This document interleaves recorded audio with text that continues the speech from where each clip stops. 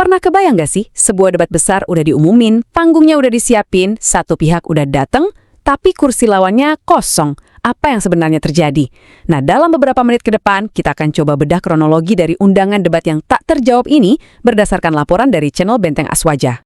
Coba deh, kita bayangin situasinya. Lampu studio udah nyala, kamera udah siap merekam, satu pihak udah duduk di sana, siap dengan semua argumennya. Tapi pas lihat ke seberang, yang ada cuma kursi kosong. Nah, ini dia nih, misteri dari sebuah acara yang batal di detik-detik terakhir. Jadi apa sih dampaknya ketika debat publik yang udah ditunggu-tunggu batal cuma karena satu pihak nggak muncul? Ini bukan sekedar soal, oh dia nggak datang. Bukan, ini lebih dalam lagi. Ini nyangkut soal etika, komitmen, dan gimana kita menghargai sebuah forum diskusi keilmuan. Nah, ini dia nih pemandangannya teman-teman. Studio milik Mas Are Untung itu udah siap 100%. Lampu, kamera, semua on. Pihak pengundang udah duduk di kursinya, tapi pihak yang diundang, ya itu, nggak nongol-nongol. Kebayang nggak sih gimana tegangnya suasana di ruangan itu? Oke, sebelum kita makin jauh nih, kita kenalan dulu yuk. Siapa aja sih yang seharusnya adu argumen di panggung intelektual ini? Soalnya, ini bukan sekedar debat biasa, ada ceritanya. Jadi di satu sisi ada pihak pengundang yaitu Ustadz Adjir Ubaidillah dan Ustadz Faris Baswedan. Nah, mereka ini mengundang Heri Pras. Dan yang menarik, Heri Pras ini dikasih kebebasan buat bawa guru-guru pilihannya sendiri buat nemenin diskusi. Cukup adil kan? Penting buat dicatat nih, tujuan awalnya itu udah jelas banget dari awal. Ini tuh didesain sebagai forum ilmiah yang bertanggung jawab. Tujuannya buat bahas perbedaan pandangan, bukan buat saling serang atau jatuhin pribadi. Jadi, landasannya adalah diskusi, bukan permusuhan. Oke, sekarang kita balik lagi ke kronologi malam itu. Waktu terus berjalan, dan penantian yang tadinya penuh harapan, pelan-pelan berubah jadi tanda tanya besar. Kok nggak datang-datang ya? Ini nunjukin keseriusan dari pihak pengundang.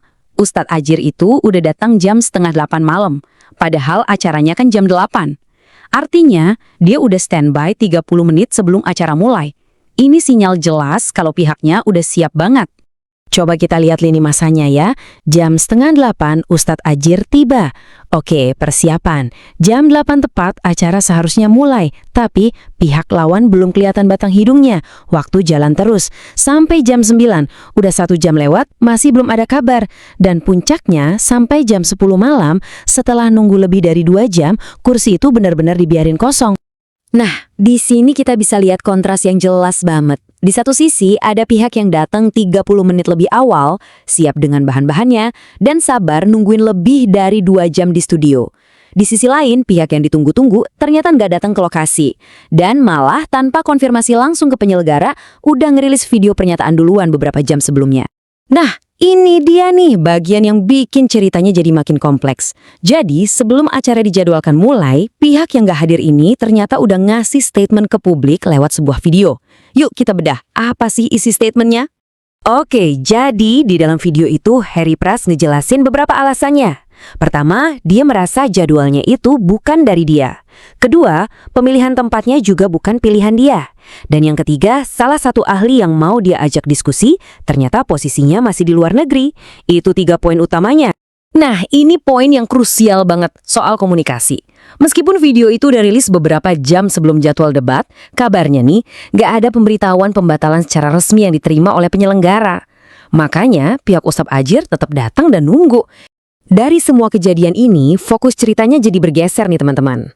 Menurut sumber kita, channel Benteng Aswaja, ini udah bukan lagi sekedar masalah datang atau nggak datang, tapi udah masuk ke ranah etika atau adab dalam sebuah forum keilmuan.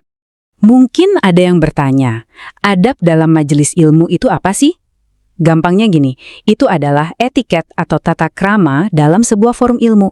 Ini soal gimana kita nepatin janji, gimana kita menghargai waktu orang lain, dan yang paling penting, gimana kita menghormati forum itu sendiri. Jadi, membatalkan sepihak tanpa konfirmasi yang jelas, itu dianggap pelanggaran serius terhadap adab ini. Pada akhirnya, channel Benteng Aswaja nggak mau narik kesimpulan sendiri. Mereka lebih memilih buat nyajin fakta dan kronologinya aja, terus mereka bilang gini, saya kutip ya, publik kemudian bisa menilai siapa yang datang dengan ilmu dan adab, dan siapa yang memilih untuk tidak hadir. Jadi penilaiannya diserahin lagi ke kita semua yang nonton. Dan ya, inilah pertanyaan yang tersisa buat kita renungkan bersama. Kalau ada sebuah forum dialog yang baik-baik ditawarkan, tapi ternyata nggak disambut, kursinya dibiarin kosong. Pertanyaannya, siapa yang harusnya memikul tanggung jawab?